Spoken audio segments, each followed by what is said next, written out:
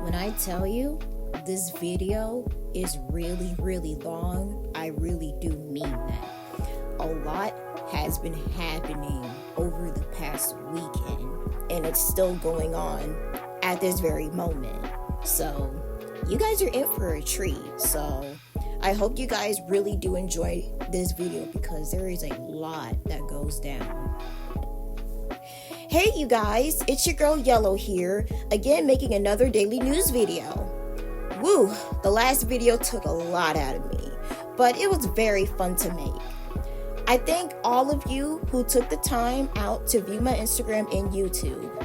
Now, to get on with the latest. A couple days ago, Atlanta rapper Gunna was finally released from jail after being incarcerated along with Young Thug back in May of this year.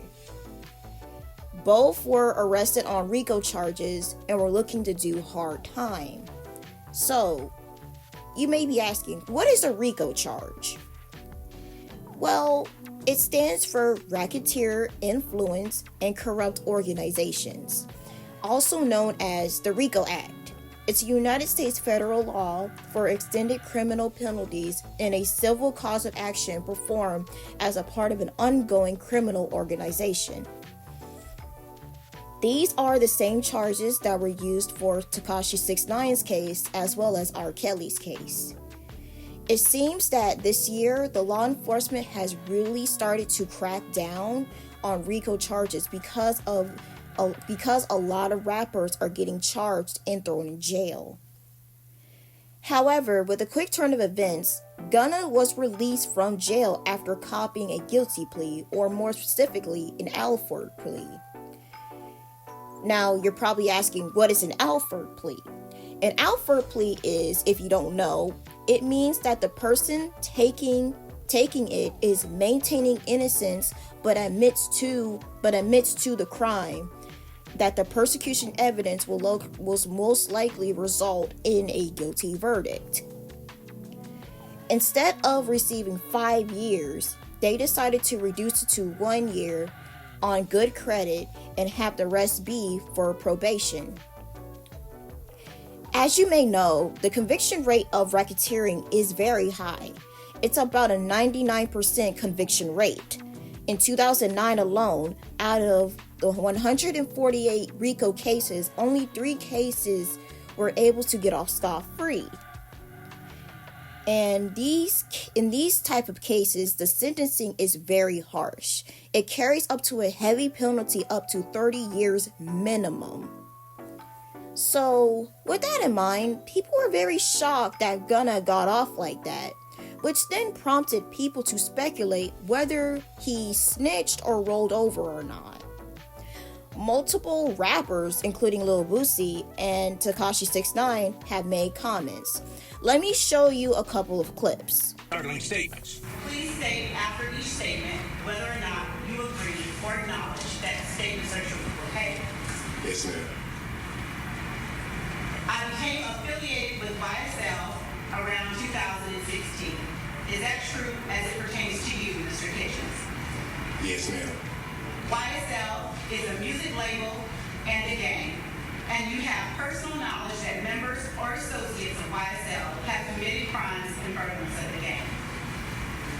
Yes, ma'am. You were present when law enforcement officers stopped the vehicle in which you were present along with Jeffrey Williams, wherein hydrocodone, methamphetamines, and a firearm were recovered. These items did not belong to you.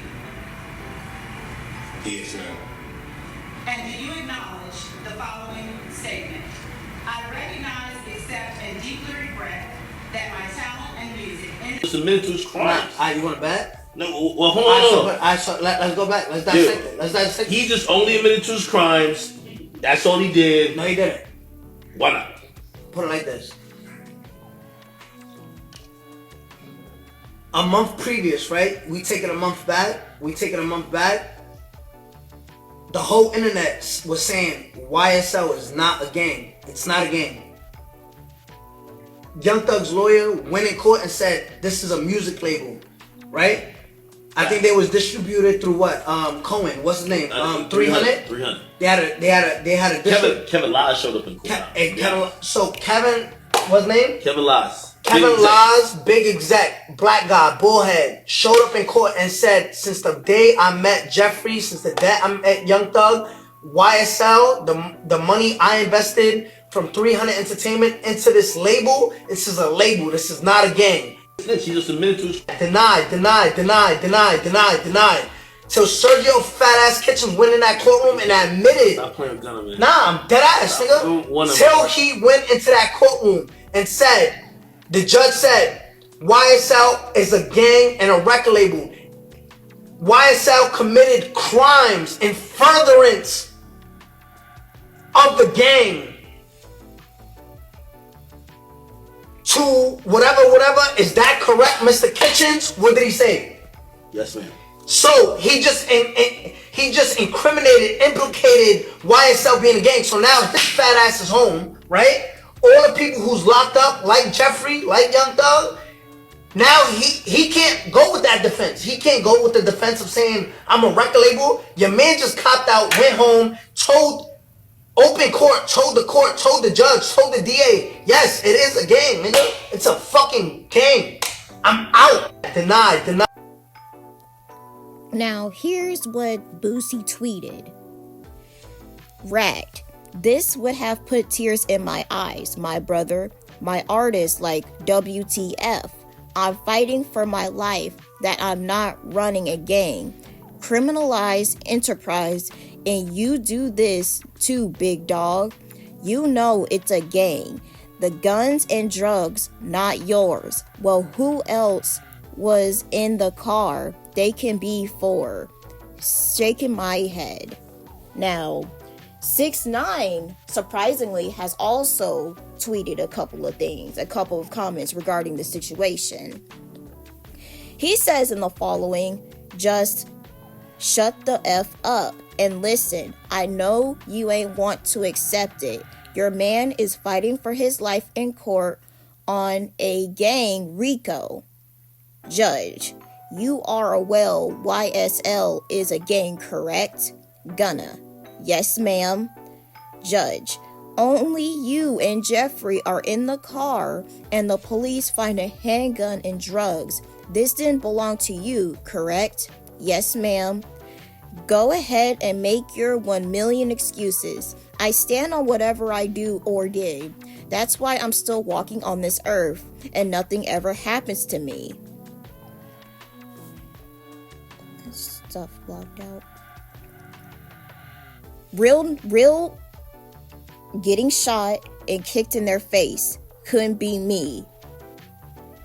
Gunna, yes ma'am. Judge. Wow.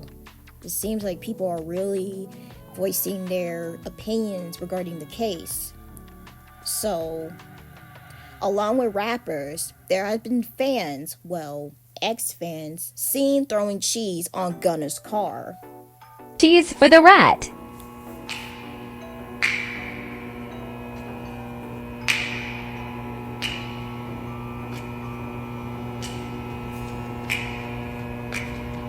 Since the massive backlash, multiple people have also came out to defend him, especially his lawyer Steve Sado. He states the following: Gunna did not snitch to get out of jail.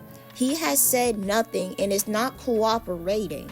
His plea statement cannot be used in court against any other defendant, so please stop spreading lies. Young Thug's sister Dolly White has also came to his defense. And that people's ready and people decent that like it's not making anybody better. It's not making nothing but good, bro. Like nothing that's going on is not helping my brother. So can y'all please stop that? Can y'all please stop? If y'all love Gunna, then y'all give him support. Like what the fuck y'all over there doing? Y'all tripping. It be the internet for me. And no, I haven't posted him because I was just told that Nobody really supposed to have communications with each other right now. So I don't want to mess up his sheet. So why would I just go and post it? You know, like y'all got to remember about that shit though, bro. Like y'all just. Gunna himself have released a statement regarding the whole situation. He says in the following: when I became affiliated with YSL in 2016, I did not consider it a gang, more like a group of people from Metro Atlanta who had the common interests and artistic aspirations. My focus on YSL was entertainment. Rap artists who wrote and performed music that exaggerated and glorified urban life in the Black community. While I have agreed to always be truthful, I wanted to make it perfectly clear that I have not made any statements. I have not been interviewed. I have not corroborated. I have not agreed to testify or be a witness for or against any party in the case, and have absolutely no intention of being involved in the trial process in any way. I have chosen to end my own RICO case with an Alford plea and in the end of my personal ordeal by publicly acknowledging my association with YSL. An Alford plea in my case, is the entry of a guilty plea to the one charge against me, which is in my best interest, while at the same time maintaining my innocence towards the same charge. I love and cherish my association with YSL Music and always will. I look at this as an opportunity to give back to my community and educate young men and women that gangs and violence will only lead to destruction. Even though with the new developments, there's a slight chance that Gunna may have to testify against YSL in court. Gunna's lawyer states that he will plead the fifth. In other news, more stuff on the Meg and Tory trial. Here's what has happened as of late. Here's an update from the lawyers for work. All right, Friday morning session in the books at the Tory Lanez trial. Prosecutors played the recording from their interview with Kelsey back in September 2022. A lot of the jurors had heard a lot of that stuff before, but now they heard it on audio played on the courtroom speaker. Kelsey told the story. She gave a lot of details. You know, when you do a direct examination, you maybe don't go over all the details. When you sit down with police and they do your initial interview, they go over every single detail, and every single detail is on the recording. We got a lot of gossipy details, including that Odell Beckham Jr. was there at the party that night. Kylie Jenner at the front had up to 6 security guards checking people. A lot more. You can go my IG subscriptions. I give you all the gossip details. Let's get to the key part of the recording, and that's where Kelsey implicates Tory in the shooting and also makes statements about Tory putting out the idea that Kelsey denies taking any money, but she did acknowledge during the recorded testimony that statements were made to her that she could be paid. This was way back in 2020. As to the shooting, Kelsey said what prosecutors told the jury that she had told them before, which is that Tory was the shooter. They both got out of the car. Tory hopped into the front seat. He pulled a gun. He shot Megan. It has also been told by DNA experts that Tory's DNA tested negative for being on the gun magazine. However, it tested positive for a woman's DNA, but it hasn't been stated that if it was Kelsey's or not. With this information, there has been speculation that Kelsey may have been the shooter, especially when her diss song to Meg was played in the courtroom. Here's a snippet of her song that has people speculating.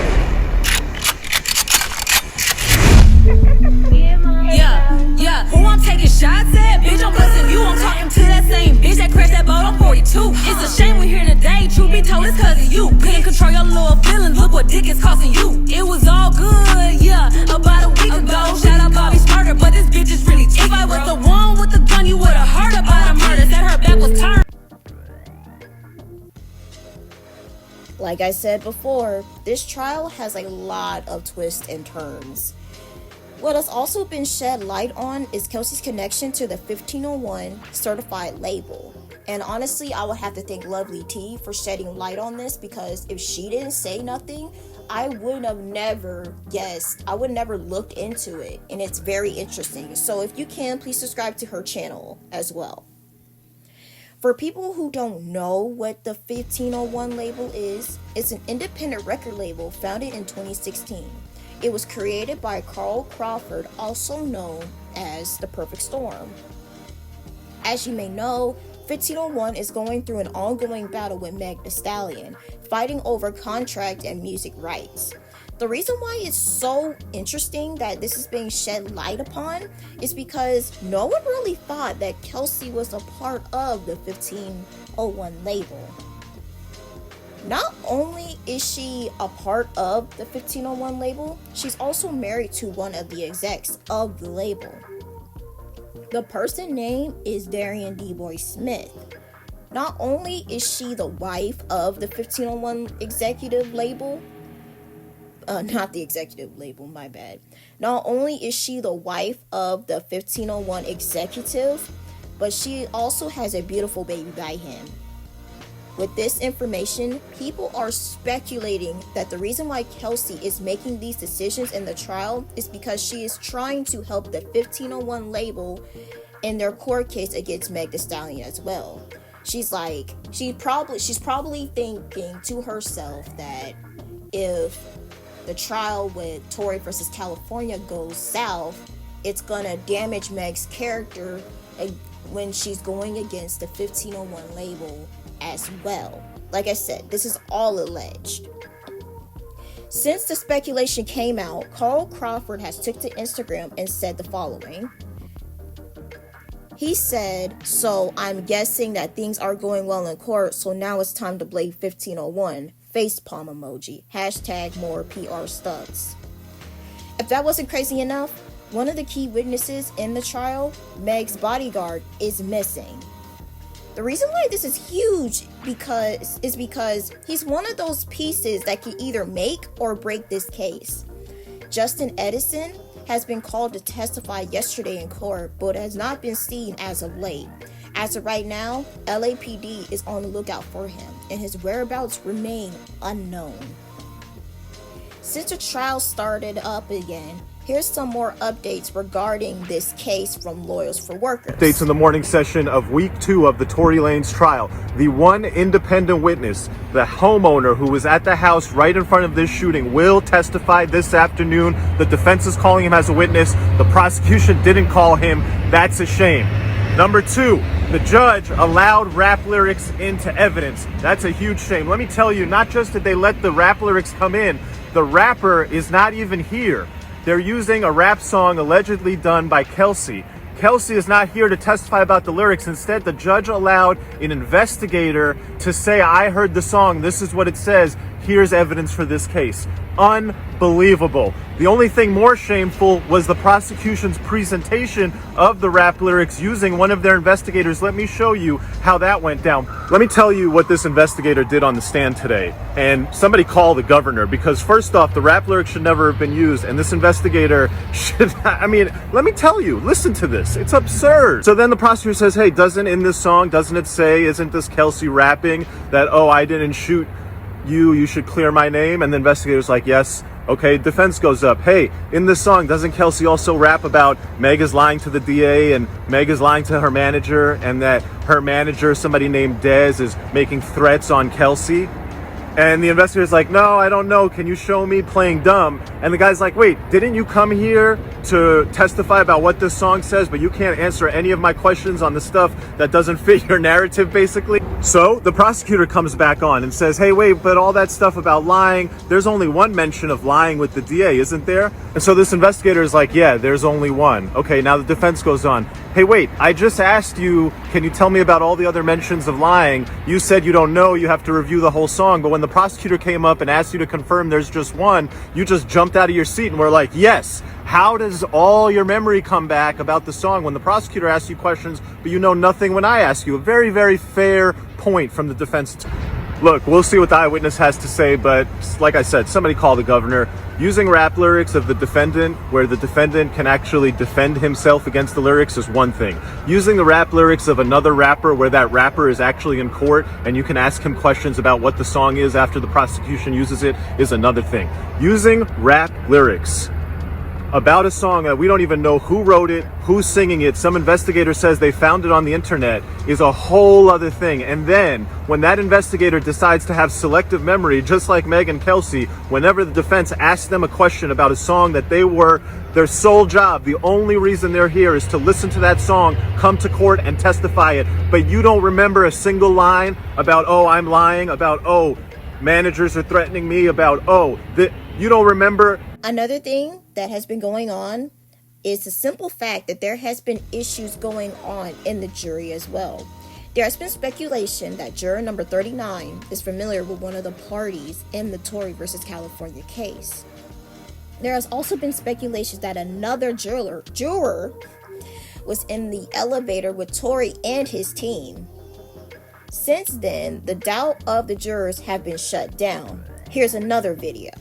There was a report about a juror having some potential improper contact. The internet was taking a tweet and running with it. That's not what the tweet said. So, first off, let's be clear on what the issue with the juror is. There's a juror who has an issue. Has nothing to do with contacting Tory's team. Their issue are medical doctor appointments that were preventing them from being able to attend the trial. They've told the judge, and now the judge is discussing with the lawyers whether, given this juror's need to show up to their doctor's appointments, they need to be replaced with an alternate. Separately, the prosecution has raised the issue that the jurors are walking in and out of the courtroom and don't always have a sheriff's escort with them. So the prosecution is saying that there is the potential for improper contact between jurors and members of the media, members of the audience, members of the public, and anybody in Tory's team. They could be walking into the building together. They could end up in an elevator together. And so as a result, the prosecution is asking the judge to make sure that the sheriff's department escorts the jurors in and out of the courtroom and make sure that there is no improper contact between jurors and the defendant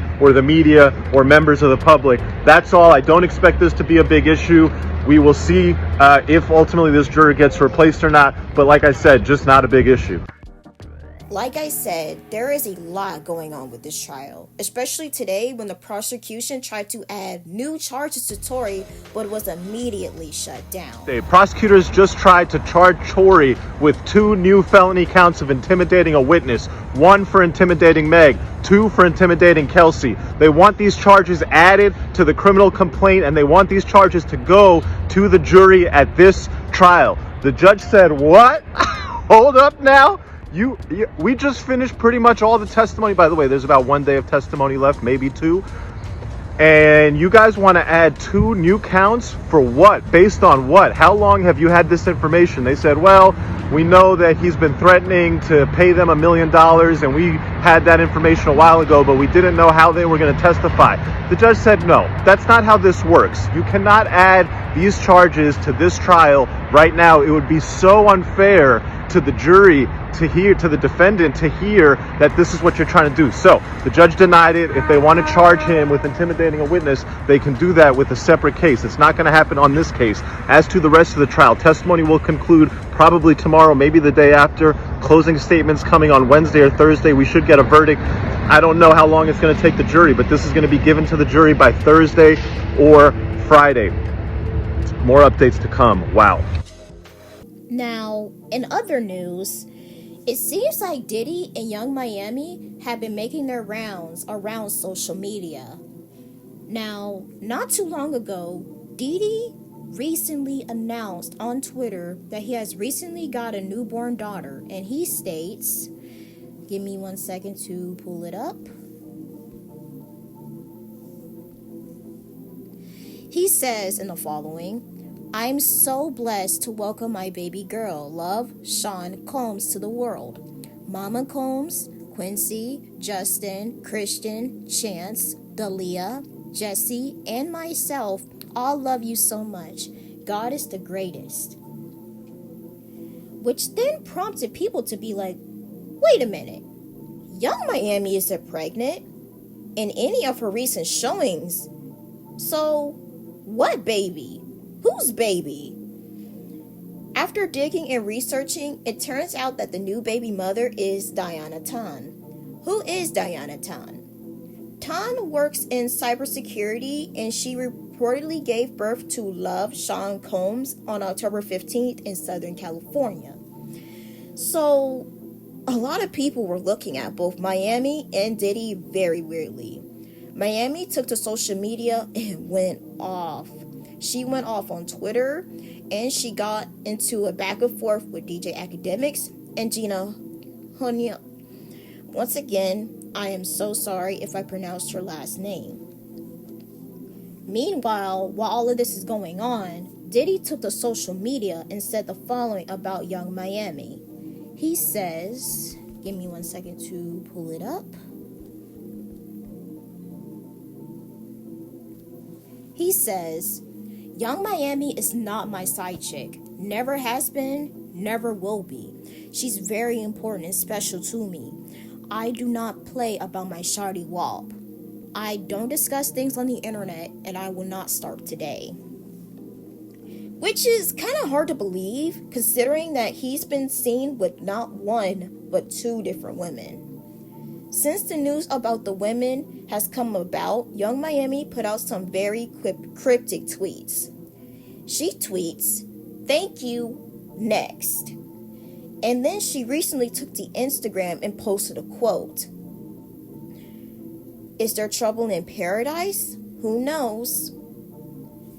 Wow, this was a very long video. A lot of stuff has been coming out all weekend. So if you made it to the end of the video, I really do thank you.